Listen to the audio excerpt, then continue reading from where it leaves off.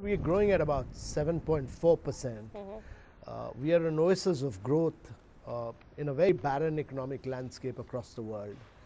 But the challenge for India is really to accelerate that pace to 9 to 10%.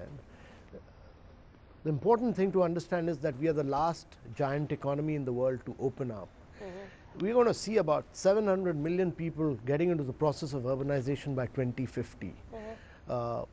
We are the only country with 1 billion mobile, with 1 billion biometric, with new bank accounts, 200 million people. I mean, this has huge possibility of using technology to leapfrog.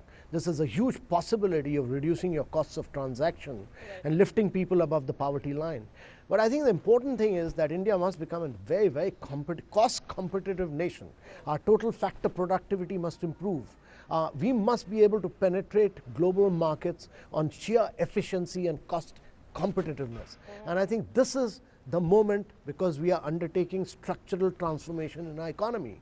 We are moving away from a very, very highly subsidized economy to production, productivity and efficiency based things. We're carrying those big measure changes. What are the enablers around manufacturing that you see? How have they changed in the last 19 months? And what are the other changes that you would want for manufacturing to be this roaring success, that lion to actually roar? Today, the Indian entrepreneur has started now believing that we can be a manufacturing hub for the world, which I think is a big movement towards positive thinking. And I think the government, as Mr. Kant was saying, that there are a lot of positive actions being taken, and it's a long-term process. I think we would need to take steps around labor reform, land reform, overall infrastructure building, road development, all these corridors which are being developed.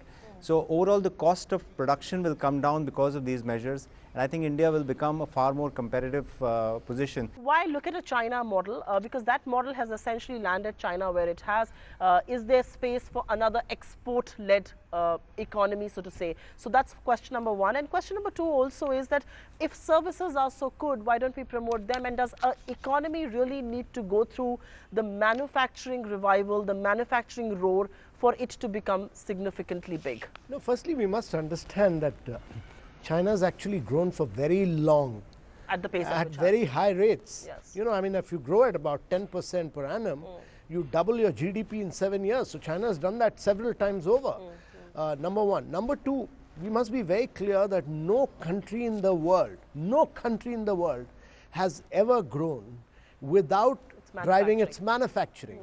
And especially in a country with 1.2 billion population, you need to take people away who are disguisedly unemployed in the agriculture sector into the manufacturing sector. So if India's ambition is to grow at 9 to 10%, then the manufacturing sector must grow at 14 to 15% per annum year after year. But in a country with 1.2 billion, there are huge perils of bypassing the process of manufacturing. You will just not be able to create jobs for your people. And therefore you need growth with equity, you need growth with jobs, and that's why you need manufacturing. Find us on Facebook at facebook.com/ETNow, and don't forget to click the like button. You can also follow us on Twitter at ETNowLive. To stay updated with all our programming, hit the subscribe button on our YouTube channel by logging on to youtube.com/user/ETNow.